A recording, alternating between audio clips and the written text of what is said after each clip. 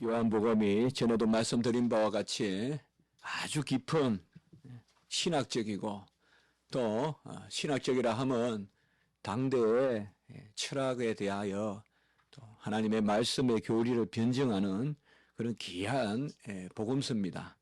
모든 성경을 우리가 다 가까이 하고 또 평생 묵상하고 또 이를 즐거워해야 되지만은 특별히 요한복음 이 말씀은 우리에게 얼마나 깊은 그런 우리 기독교의 고유한 가치와 진리를 전해주는지 모릅니다. 오늘 우리가 10장의 말씀에 보면 어떤 구체적인 사건과 더불어 또 예수님께서 그 사건의 의미를 부여하면서 주님께서 선한 목자 되심을 이렇게 보여주시는 것을 볼 수가 있습니다. 이 선한 목자는 그저 입술로만의 목자가 아니라 인생의 교사는 얼마나 많습니까? 저 자신도 가르치다 보면 항상 허탈한 것은 뭔가 하면 내가 저 학생에게 과연 진정한 삶에 도움을 줄 수 있는가 이런 것들을 생각하면 정말 보강이나 이런 것 한다고 늦게까지 11시까지 이렇게 공부하다가 오면 방에 오면 상당히 허탈한 적이 많아요.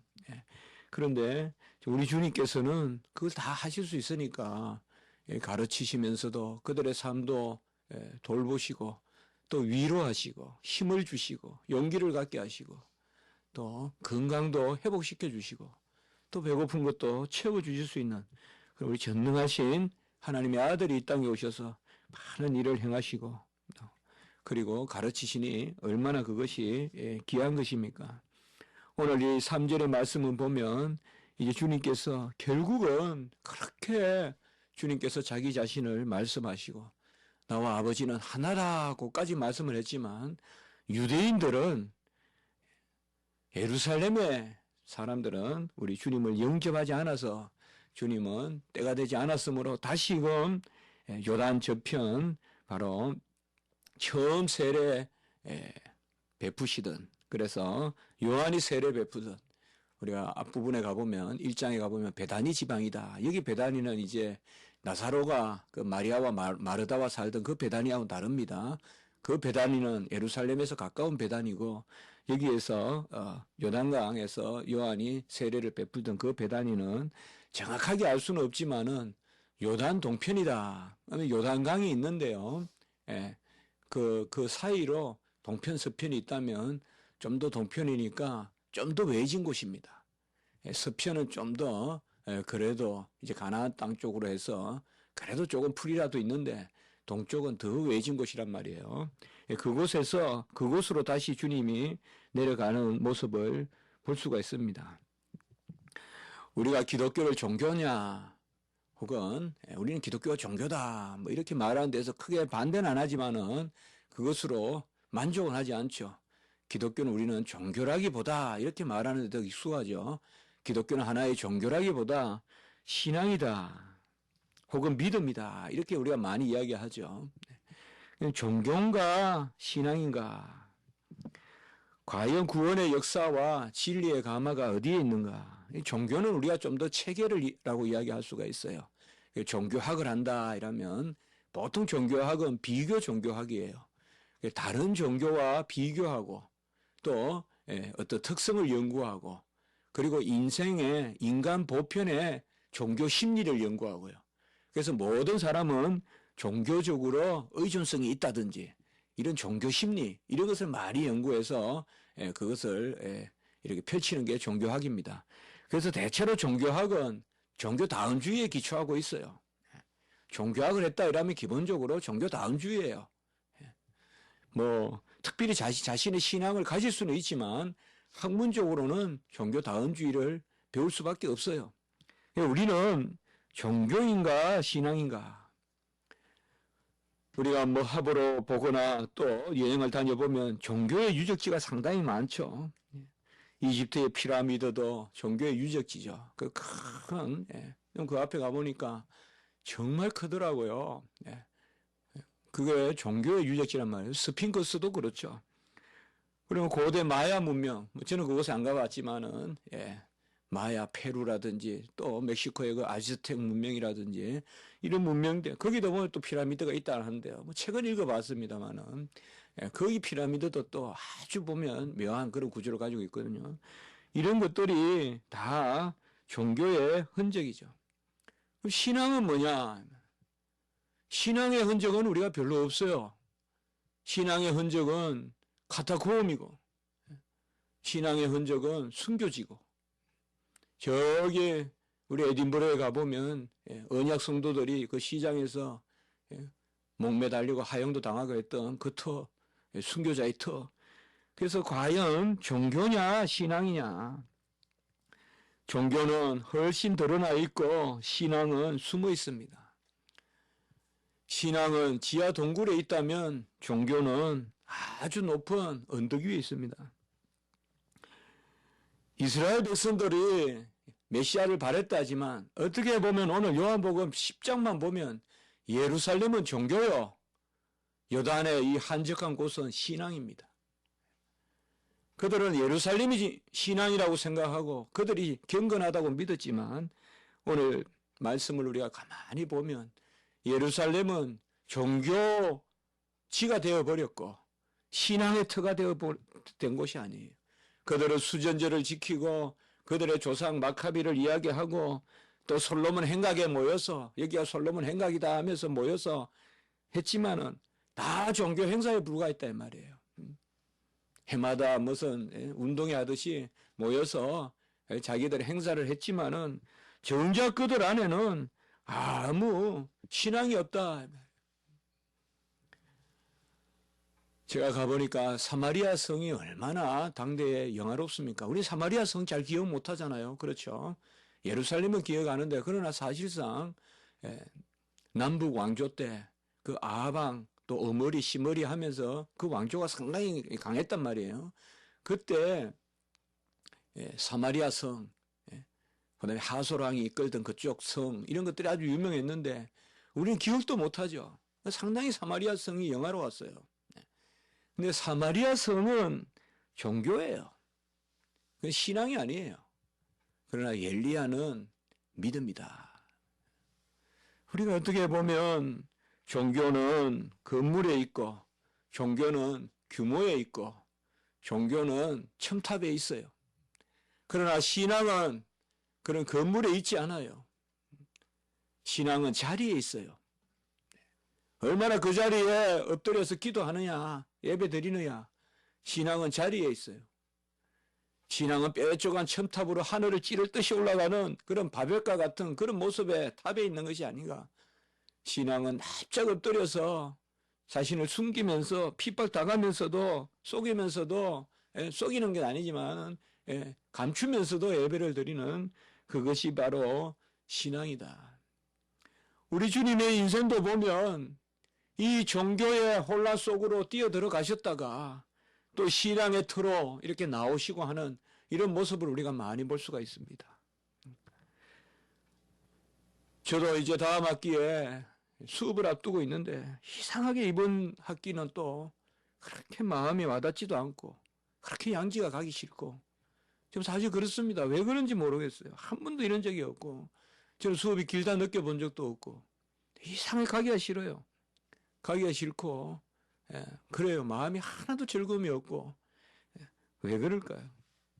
그래서 제가 오늘 말씀을 준비하면서 양지를 종교같이 여겨야 되겠구나. 그것도 다 신앙의 터는 아니다. 신학생들이 모였다고 해서 무조건 신앙의 터는 아니다. 카드 긁으면서 새벽 예배 가고 카드가 없으면 잠자고 있고 이런 모습들은 종교의 모습이지 신앙의 모습이 아니다. 우리가 그것이 항상 저는 그 생각을 해봅니다. 주님 앞에 나중에 갔을 때 얼마나 채플 카드가 어색할 것인가. 과연 그게 가능한 이야기인가. 주님을 섬긴다는 주의 종들이 모인 그곳에서 카드를 긁으면서 전자체크를 하면서 또 간혹은 그거 가지고 불시에 또 점검을 하고 많은 사람들이 500명이 참여했다고 체크에 되어 있는데 헤아려 보니까 400명밖에 안 되고 이런 일들이 과연 뭐냐 이 말이에요. 먼 데서 찾을 것이 아니라 우리가 과연 예루살렘의 모습인지 요한복음 10장의 예루살렘의 모습인지 아니면 지금 예수님이 이곳에 온 세례 베풀었던 곳에 다시 돌아왔던 것을 우리가 오늘 말씀에서 주님께서 하고 계십니다. 많은 사람이 왔다고 41절에 오늘 말하고 있습니다. 많은 사람이 왔다가 이렇게 말합니다. 이들이 누군지는 모릅니다. 이들이 뭐 경건한 사람인지 또 충실한 사람인지는 알 수가 없지만은 다만 예루살렘의 많은 사람들과는 좀 다른 사람들이다 이 말이죠. 그래서 많은 사람이 왔는데 이들은 예루살렘의 많은 사람들이 예수님을 배척한 것과는 달리 이들은 많은 사람들이 예수님을 보러 오고 혹은 요한의 세례를 또 이때까지 이제 우리가 잘 알 수가 없어요. 세례 요한의 흔적에 대해서. 그러나 와서 말하되 요한은 아무 표적도 행하지 아니하였으나 요한이 이 사람을 가리켜 말한 것은 다 참이라라고 이렇게 41절에 말하고 있습니다. 세례 요한은 표적을 행하지 아니하였고 그래서 그들이 그 신령함에 의심이 있을 수도 있다. 이런 뉘앙스예요. 그러니까 여전히 이 많은 사람은 표적을 쫓는 것은 맞아요. 기본적으로 이 사람들은 표적을 가지고 지금 이렇게 이야기하는 모습이에요. 그래서 세례 요한보다 예수님이 나은 것은 많은 표적을 행했기 때문에 그런데 라고 해서 기본적으로 이 사람들은 기본적으로 표적을 쫓고 있어요. 그러면서도 세례 요한이 이 사람에 관하여 말한 것은 다 참이다. 또 이렇게 이야기하고 있어요. 그 어떻게 보면 아주 신앙이 좋다기보다 이 사람들은 중간 부류라고 할 수가 있어요. 여기 많은 사람들은. 그래서 몰려서 한번 내려와 봤을 수도 있어요. 예수님이 또 저쪽으로 가신다니까 한번 따라가 보자. 뭐 그럴 수도 있어요.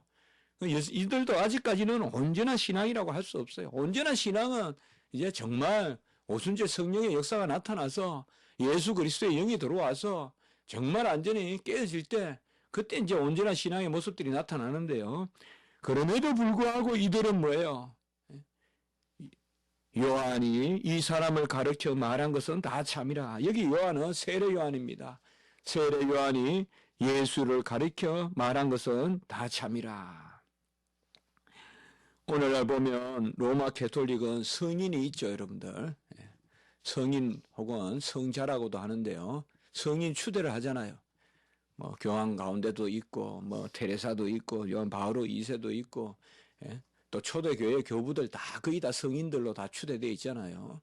이 사람들은 추대를 할 때 말씀보다 뭘 중요하게 여기는가 하면요. 기적을 중요하게 여겨요. 그래서 이 성인들이 살아있을 때 얼마나 기적을 일으켰는지. 그래서 어떤 성인은 그가 들어갈 때 그냥 교회 문에 불이 붙어요. 그러니까 타지 않는 떨기나무와 같이 그런 이야기들이 있어요. 특별히 우리 패트릭이라든지 우리 스코틀랜드의 콜룸바라든지 그런 분들이 다 성인들인데 다 성인으로 추대됐는데 성인으로 추대되려면 몇 가지 조건들이 있어요. 흠이었어야 되고 또 뭐가 있어야 되고 그 중에 가장 중요한 조건 중에 하나가 뭔가 하면 기적을 행해야 돼요. 그러니까 기적이 없으면 아무도 성인으로 추대될 수가 없어요. 그래서 테레사 수녀가 무슨 기적을 행했느냐 그거 찾아서 막 다닌단 말이에요. 그게 가장 어려운 일이에요. 그래서 어디서 기적이 일어났다면 기도하니까 뭐 병자가 나았다든지 아니면 테레사 수녀가 가니까 어디 뭐 추운 곳이 막 따뜻해졌다든지 이제 이런 일이 일어나면 그 기적적인 은혜가 있으니까 이제 그 반열에 올리는 거예요. 요한 바울의 이세는 또 어떤 기적이 있는지 그 지금 계속 이제 추대하려고 하고 있잖아요. 진앙 교황. 우리는 표적보다 우리는 말씀을 전하는 겁니다. 그래서 사도라 그러고 제자도라 그래요. 그러니까 주님의 말씀을 전하는 거예요. 그러나 이때까지만 해도 이스라엘 백성들의 신앙이 대체로 신앙이 표적 중심으로 가요.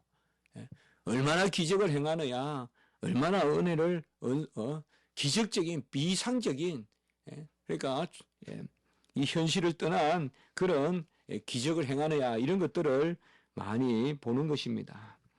그러나 무엇이 여러분들 진정한 기적입니까?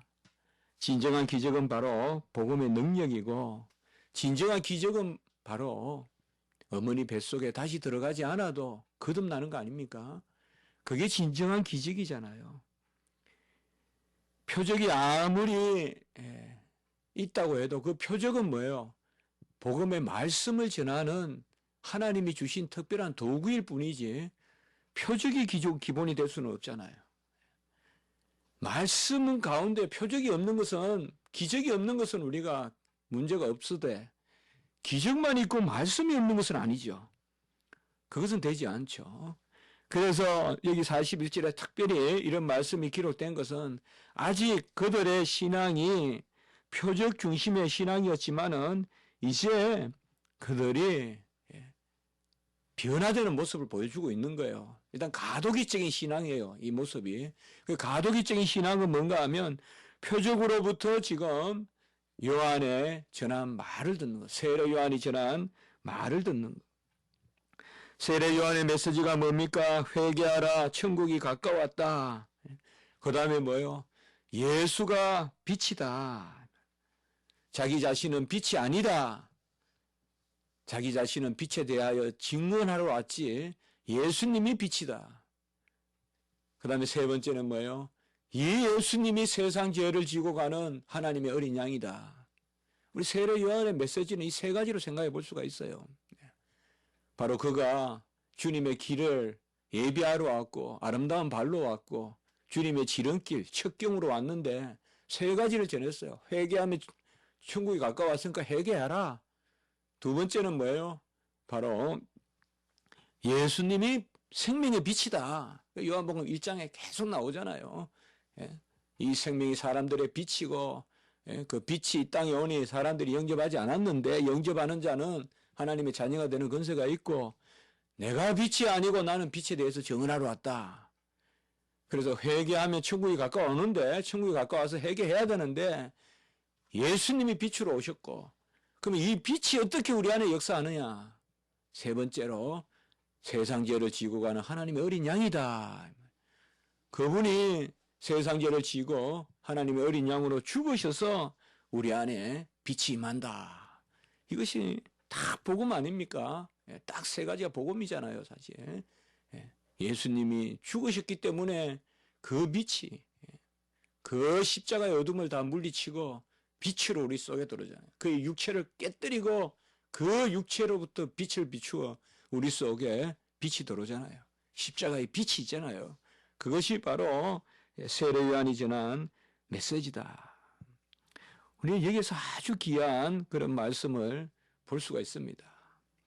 바로 예수님께서 이 땅에 오셔서 진정 구원의 역사를 이루는 것들을 그 사람들이 이제 믿었다. 그래서 42절에 보면 그리하여 거기서 많은 사람이 예수를 믿으니라 라고 이렇게 말하고 있습니다.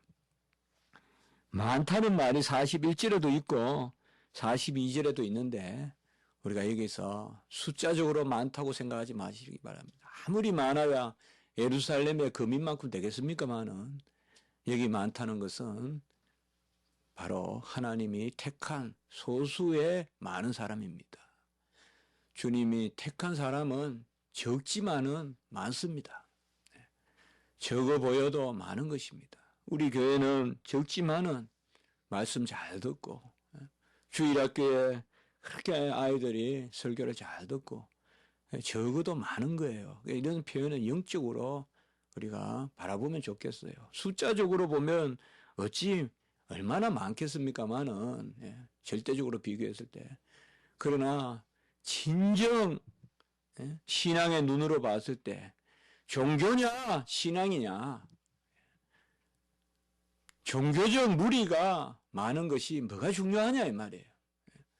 신앙의 소수라도 하늘나라에서 그것이야말로 충만한 생명의 영혼들이다 이 말이에요. 많은 사람이다. 그래서 특별히 오늘 41절 42절에 보면 많은 사람 42절에 거기서 많은 사람이 예수를 믿으니라. 참 귀한 말씀이거든요. 이게 요한복음만 전하는 말씀인데 마태, 마가, 누가복음에는 안 나와요 이게. 그래서 주석에 보면 사도 요한 이 세례 요한의 그 광야에 있었을 것이다 이렇게 생각해요.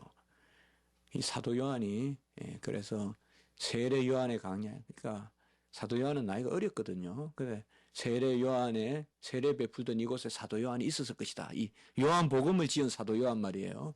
그러니까 사도 요한이 있었을 것이다. 그래서 사도 요한을 통하여 하나님은 이 말씀을 기록하게 했을 것이다. 그러니까 우리가 사도 요한은 보면 아주 이 복음의 초창기부터 뭐요?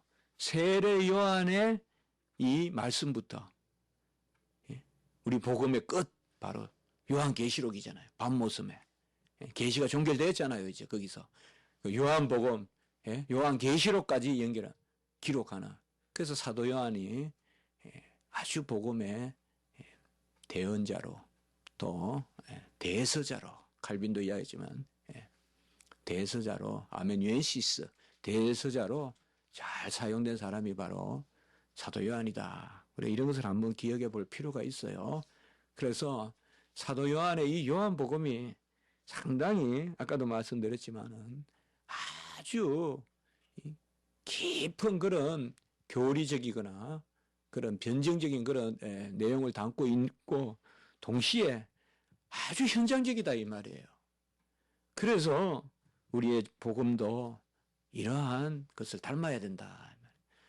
아주 깊은 원리를 가르치고 진리를 가르치지만은 살아서 현장 가운데서 생생하게 역사하는 그것을 우리가 기도하면서 말씀을 전하고 또 기도하면서 말씀을 또 대언하는 그 일밖에 없지 않겠느냐 이렇게 생각해 보는 것입니다. 이러한 말씀의 은혜가 부족한 우리에게 임하기를 바라는 것입니다. 한번 기도드리겠습니다. 하나님 아버지 감사합니다.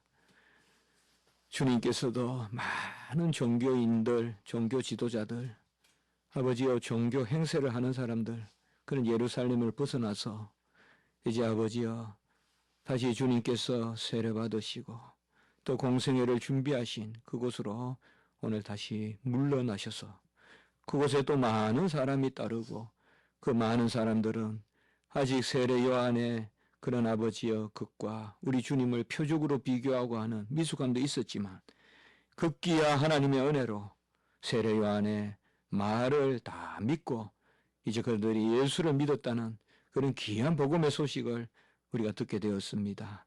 하나님 아버지, 하나님의 말씀은 진정 종교적 형식이 아니라 어떤 외양이 아니라 진정한 아버지여 건물이 아니라 꿇어 엎드린 자리에 있는 줄 믿습니다.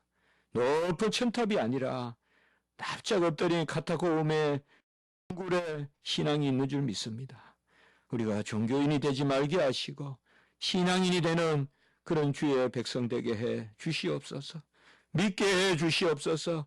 믿는 것으로 즐거워하게 해주시고 기도하는 것으로 감사하게 해주시고 이 부족한 종은 오히려 연약하여 약할 때 강함이 된다는 내 죄가 복되다는 그 은혜의 도구가 되는 정말 하나님의 영광만을 드러내는 도구가 되는 그런 저희들이 되게 해 주시옵소서. 감사합니다. 오늘 한날 예배 드릴 때 우리 모든 주의 교회 자녀들 지켜주시고 함께 모여 예배 드릴 때 우리 예배의 처소 가운데 역사하여 주시고 한량없는 하나님의 은혜를 저희들에게 허락하셔서 정결한 신부와 같이 드려지는 오늘 한날의 예배가 되게 해 주시옵소서. 감사하고 구주 예수 그리스도 이름으로 기도드리옵나이다. 아멘.